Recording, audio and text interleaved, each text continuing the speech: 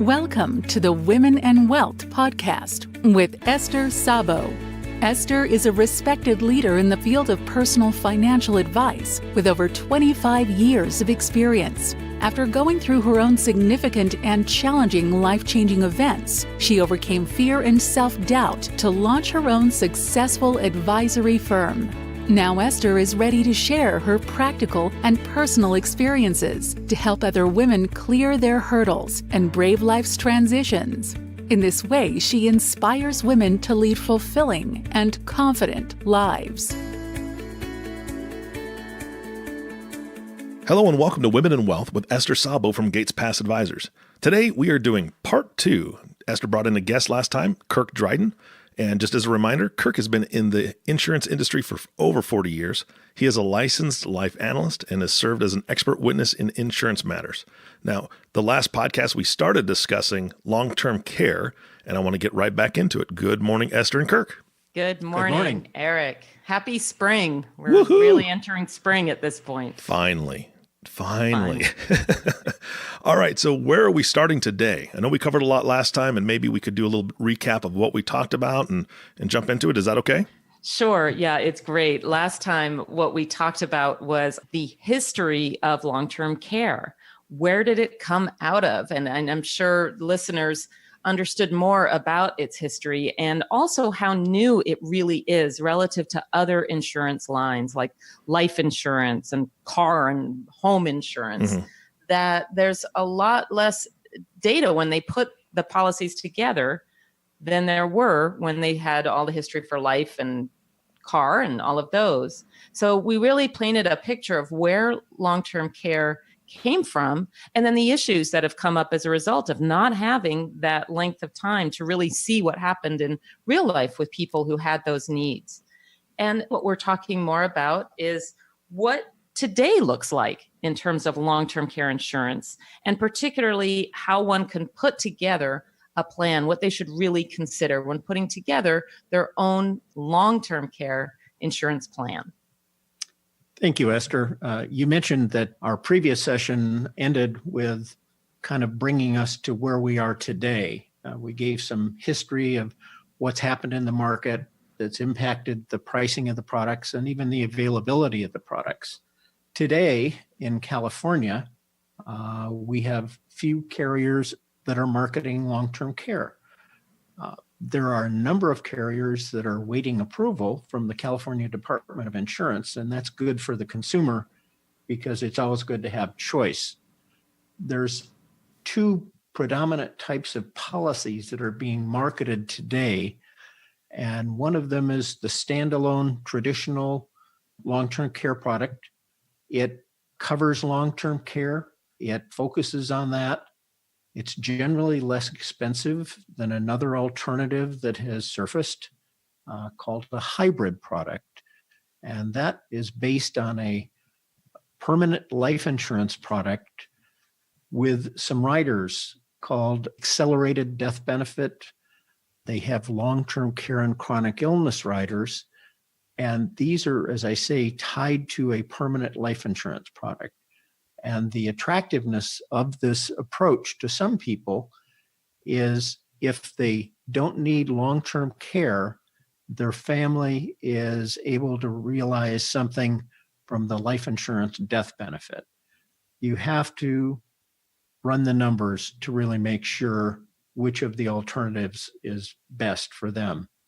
So what you're saying is that there's a couple products that you're talking about here. One is just the standard long-term care where people pay a certain amount per year.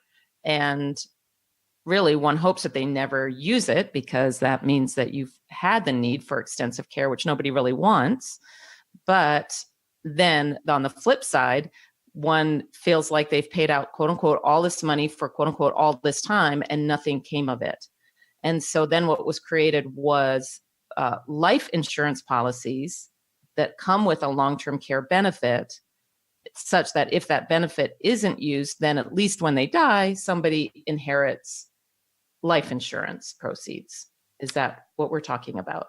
That's correct. The hybrid policies require a lot of due diligence in terms of determining whether the features that you want to have in a policy are there, such as the permanency of the condition, qualified versus non-qualified, meaning the payments fall under the Internal Revenue Code as medical reimbursement and therefore aren't taxable to the recipient. And you have to, since there is more than one part to the product, the life insurance and the long-term care rider, you've got to make sure that the long-term care rider is deductible for tax purposes and is actually, the cost is identifiable. Otherwise, you lose what could be a significant advantage. So with regular plain long-term care insurance, not the ones that are affiliated with the life insurance, those premiums are deductible? They are deductible based on age. Got it. Thank you. One important point with the life policies with the long-term care rider is that premiums usually are not waived if somebody is on claim. With a traditional standalone long-term care product, premiums are always waived when somebody's on claim. There are additional cost riders that some companies do market that will allow that premium to be waived if somebody's on claim, but you really want to look at this very carefully before you commit to a particular product. So Kirk, one of the things that you mentioned before we move forward is this phrase, permanency of condition. Can you explain a little bit more about what that means? Of course. Permanency of condition means that the condition in question is not going to resolve itself. In other words, it's permanent. And you don't need that necessarily in most long-term care policies. You just have to be unable to perform 2 out of 6 activities of daily living. It doesn't say that they're permanent and will never get better. So you want a policy that doesn't require a permanency of condition as a condition to a claim. Got it. So it's a restriction, basically. Yes. That isn't applicable in more traditional standalone long-term care policies. Correct. Okay. Yep. Thank you. So let's move on from this. I'd like to talk more about why are we even looking at long-term care insurance? What are the critical issues here that we need to consider? Well, I think it's a good point to talk about long-term care, because up until this time, we've talked about the evolution of the product and some of the assumptions that were incorrect when it was originally introduced. Companies trying to buy market share and selling products that really weren't justifiable from a cost standpoint. Why would you even need long-term care if you know that the industry is struggling with those issues? And I go back to some of the basics of why you would want long-term care. And some of these are statistics, but I think they really raise the issue as to how this would fit into somebody's financial plan. For example, at age 65 and over, 7 out of 10 people will need some form of long-term care. That's surprising for many people, but the statistics bear that out. And further, of those needing long-term care, 20% will need it for 5 years or longer. This is probably something most men listening to this podcast don't want to hear, but women tend to live longer than men. And because they live longer, they're more likely to need long-term care. And isn't it true, Kirk, that for men, often if it's a marriage or a couple, the women take care of the men if they need the care. But because women tend to live longer than men, they are more likely to need long-term care and to have care for themselves. And that is not often, certainly can occur, but it's not often their husband who provides that. That's correct. Yeah, usually women are in a healthier state, so to speak, longer than men. And many times they do try to adopt the role of caregiver. I'll talk more about that in just a second. But just to put a time frame on this, the average duration of a long-term care event is between 3.8 to 4 years.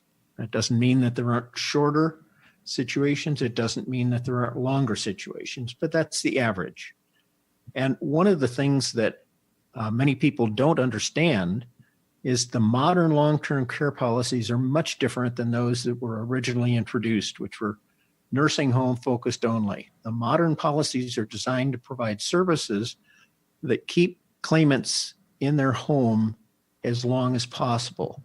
And the services available in the community support that. That whole industry has grown tremendously in the last 15 years in terms of the care that can be delivered in somebody's home.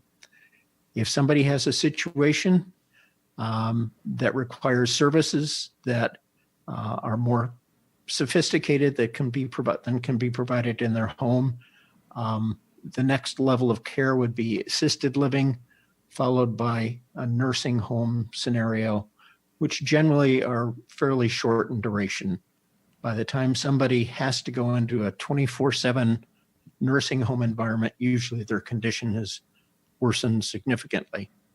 One of the things that the modern policies, the policies being marketed today versus those that were introduced originally, is that Alzheimer's and dementia are covered as any regular other kind of medical issue.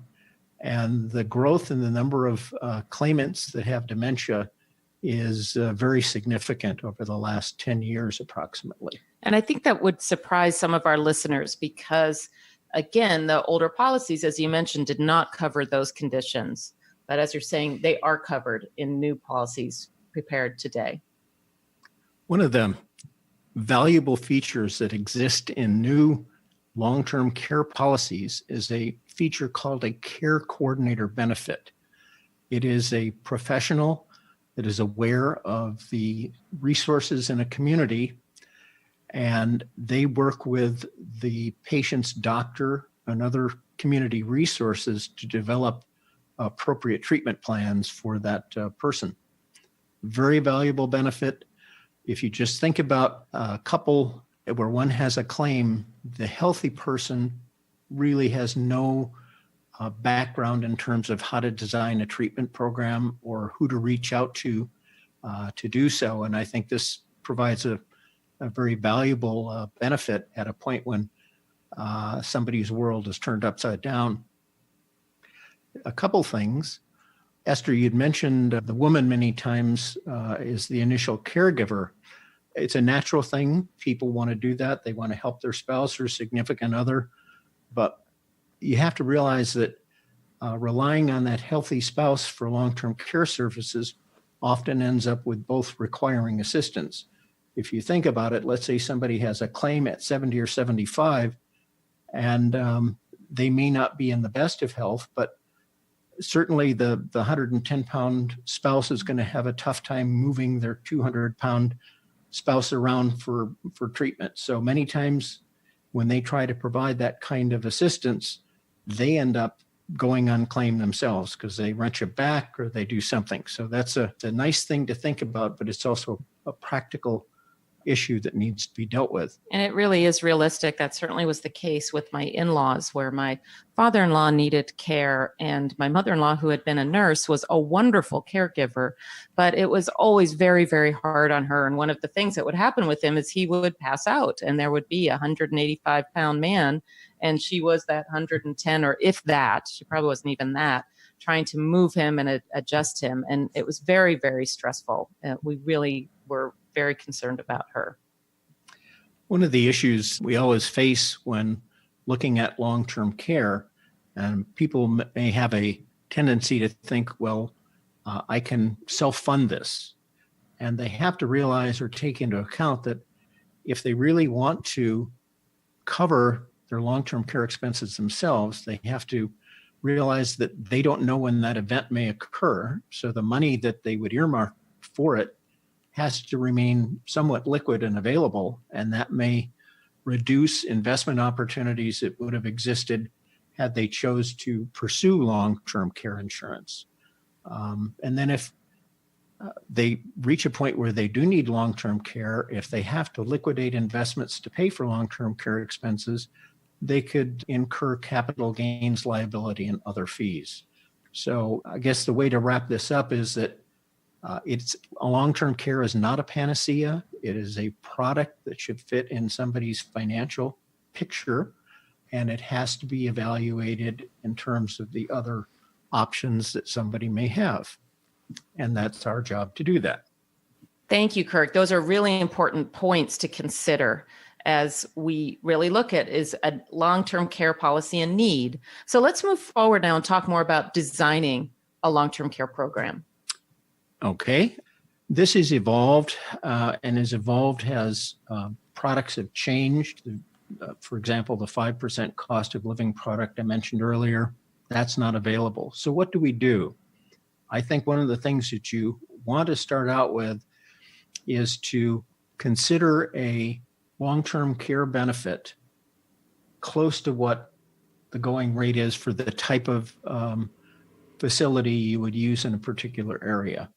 For example, if somebody's 65 and in good health and they have longevity in their family, instead of a $300 a day benefit, for example, maybe consider a $250 a day benefit and then use the compound cost of living rider that increases that daily benefit over a 10 to 15 year period of time, which is about when the anticipated claim might occur. And so the person saves money by not buying as much base benefit initially and using the cost of living rider to increase their benefit over time. So I'm going to check in with you there. First of all, when you're talking about the benefit close to current cost and area, you're talking about $300 a day. Mm-hmm. What is that $300 a day used for? Well, it can be used for home health care expenses. It can be used, obviously, for assisted living or nursing home care or any of the Alzheimer's or dementia care that we'd earlier talked about. But generally, it's used initially for home health care expenses. And the thing to remember is that the benefit under a long-term care policy should be looked at as a pool of money. So if you have a $300 a day benefit, that benefit goes in that bucket, and every day you don't use it, it continues to increase. And every year, the cost of living rider increases it by whatever factor that is. So the person on claim would draw out of that. So that, is a way to look at, I think, a long-term care policy over a period of time rather than just a finite period. Yeah. So what you're talking about there is that it's not like it's a check that comes out to the client of $300 a day. Basically, it is, as you said, it's a pool of money that's available to the client. And when you're talking about starting with a lower dollar value, even though it might cost in one's area $300 a day, presumably one is purchasing this well before they think they might need it. And that's typically in the 50s or so. Yeah. Usually I bought mine earlier just because I see how useful this coverage is for clients. And one of the things is that our health today may not be the health we have a year from now or 2 years ago. And I saw that with my husband when in his 50s, out of the blue, he had a very serious heart issue that had never been noticed or seen before. And all of a sudden he was not able to qualify for the care. So I bought mine early. But when I go back to this compound COL, I'm not planning to cost of living. I'm not planning to need that coverage for a long time. So I was able to buy a lower daily benefit need that will increase over time. And that enabled me to purchase at the time an unlimited level of coverage because I could afford that because my daily was much lower. And you're talking about that type of a consideration. Correct. So as we're continuing on with this, going back to what is the foundation of this, which is it's a pool of money that one basically pays premiums so that one has access to in the future. How does one consider that pool of money in terms of, because it's hard for people to get their head around that. We're not used to insurance really working that way. Can you talk a little bit more about designing the long-term care insurance and connecting it with what that pool of money covers? Of course. As I previously mentioned, we We try to gauge the approximate cost of long-term care expenses in the area where the person resides or plans to reside. And we tend to, if they're healthy, look at a compound cost of living rider to increase that benefit and take a lower base benefit and save on premium as a result. Most of the time, we recommend a 4 to 6 year benefit period. There are some people, and Esther, we're working with this couple right now, that are very concerned about just a 4 to 6 year benefit period with cost of living. They want something that goes for their lifetime. And we were able to achieve that by adding what's called a lifetime compound cost of living rider. So this benefit will increase every year that that person has the policy. And if they last as long as they think they will, it will produce a very significant benefit for them without necessarily having a very expensive base benefit to start out. There's a couple other features that I think are worth pricing and talking about. One of them is called a spousal waiver, and that simply says that if one spouse is on claim, the other spouse's premiums are waived for their long-term care policy. Another one that sometimes is worth considering is what's called a shared care rider, where many times the spouses purchase a slightly lower benefit, figuring that both of them will not need long-term care at the same time, and one of them will generally perhaps be less healthy than the other down the road, so they can borrow or use part of that healthier spouse's benefit. And I think those are really interesting because one isn't necessarily aware of that. If one is in a couple, you can each have the equivalent of a 4 to 6 year benefit. But if one looks like they're going into a 7-year need, that they could go into their spouse's pool.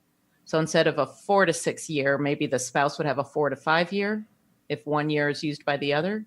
Is that how that works? Yes, that's correct. Okay. So that's really handy to have some flexibility there. Yep. It's one of the design elements you should at least consider given their specific situation.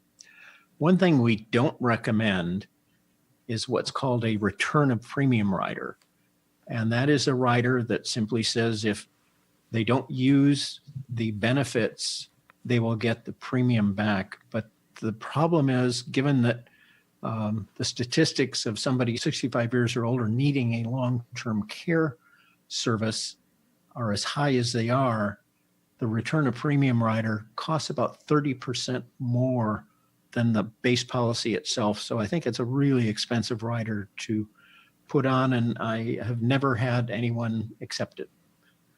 Changing topic specifically for a second, we're kind of talking about the standalone long-term care product here. If there's a hybrid policy involved where you have a permanent life insurance policy with a cost of living rider, the two benefit designs are percentage. They're based on the life insurance benefit. So if you've got a $500,000 policy, you can either opt for a 2% or a 4% benefit design, and that determines what your benefit level will be or your pool of dollars will be. So I want to check on that. When you're saying hybrid policy, that means that it has that life insurance component that we talked about in the first podcast a couple of weeks ago. So it's a life insurance contract with a long-term care rider. That's what you're talking about with the hybrid? That's right. Okay. Yeah. So in your example with the $500,000, so if the person passes away, their beneficiaries receive $500,000. Less whatever long-term care benefits that might have been paid out. Yeah. Got it. So then if you're saying consider a 2% design, does that mean then that they would get, do the math really quick, I know I'm supposed to be good at this, $10,000? $10,000 a month. A Correct. month. Okay. Yep. So that their coverage available would be $10,000 a month. And let's say they use that for 30 months, that's $300,000, and then their beneficiaries would receive $200,000. Correct. Is that a good Yes, example? Okay. That's a good example. Okay, thank you. Just wrapping up on the permanent hybrid policy long-term care combination, as we mentioned on the previous podcast, one of the things you want to look at is a compound cost of living benefit tied to this accelerated death benefit rider. And you also want to see if the policy has a premium waiver benefit, which not all hybrid policies have, but certainly it's worth investigating to find one that does. Thank you, Kirk. These are really useful things to consider. And I don't think for most people, they realize that they have all this flexibility when creating their long-term care program. So as we move to conclude, what are your final thoughts about where we are with the long-term care industry? Well, the long-term care industry, as we've mentioned on the podcast, is undergoing a transition. And there have been several significant actions that have been taken to stabilize the rates, to avoid the significant increases in premium. And these really started back in the early 2000s by a group of state insurance commissioners that got together, and they agreed on certain design features on any new products. And these features, which by the way have penalties for actuaries of companies that don't abide by these rates, but they can no longer use high lapse rate assumptions. In other words, they can't assume that a lot of people are going to terminate their policies. They can now use a lapse rate of less than 1% a year. So there's no room in the lapse assumption for the insurance company to come back to the state insurance department and request a rate increase. That in itself is a very significant feature. The other thing is that decreasing interest rates was certainly a factor in terms of the insurance companies trying to get rate relief. In other words, increase the premiums on their policies. Well, interest rates are now in a historically low period of time, so it's much more likely that we're going to see a trend up rather than down, and that certainly helps the insurance company investment performance and by design the performance of the long-term care product. I touched on in the earlier podcast claims assumptions and the duration of the claim and those sorts of things were very aggressive. Insurance companies marketed them to differentiate themselves in the marketplace and gain market share. They can't do that anymore. They have to make very conservative claim assumptions, and there's an additional margin of error added in by the regulation to make sure that they don't go off track. Just as a comment, compared to 15 years ago, there's more policy data, 70 times more claims data available now compared to 15 years ago. And this limits the variability of future results and gives the actuaries confidence in their pricing. The Society of Actuaries, a group that works with the state insurance commissioners, forecasted the chance of a rate increase for products affected by this regulation to be less than 10%. And if there were one to occur, the average increase is likely to be in that range. So the industry has had nothing like this to outline design parameters and designing the product. And it is going to add, we think, a lot of price stability to the product going forward. Wow, Kirk, that's really useful information because it really puts that context in terms of absolutely there have been problems in the past, but these are being addressed and on a broad scale in terms of the assumptions going in. And then on a more personal level, if you're listening to this and considering a plan for yourself, there's personal choices that can be made along the way. A long-term care insurance policy is not a one-size-fits-all, is it, Kirk? Not at all. Not at all.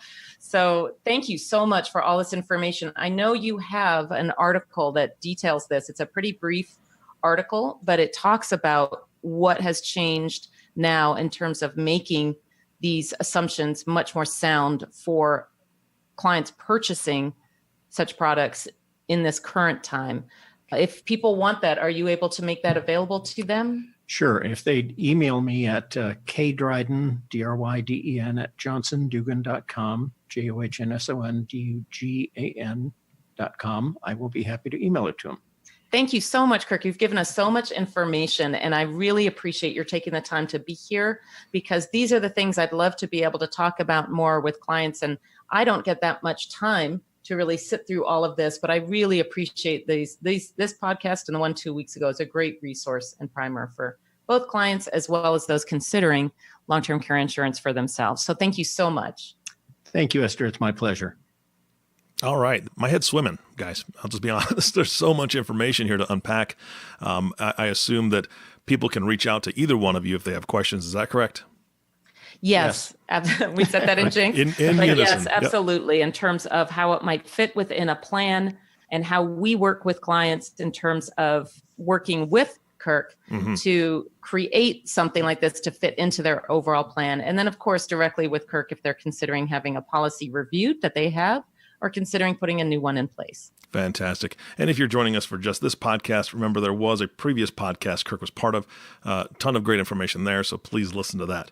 And for everybody listening, thank you for listening to the Women in Wealth podcast with Esther Sabo. If you have not subscribed to the podcast yet, please click the subscribe now button below. This way, when Esther comes out with a new podcast, it'll show up directly on your listening device. This makes it much easier to share these podcasts with your friends and family. Again, thanks for listening today. For everyone at Gates Pass Advisors, this is Eric Johnson reminding you to live your best day every day. And we'll see you next time. Thank you for listening to the Women and Wealth podcast. Be sure to subscribe to the podcast so you receive notifications of new podcasts as they become available. Check out the website at www.gatespassadvisors.com for more information. This content is developed from sources believed to be providing accurate information. The information in this material is not intended as tax or legal advice. Please consult legal or tax professionals for specific information regarding your individual situation. The opinions expressed and material provided are for general information and should not be considered a solicitation for the purchase or sale of any security.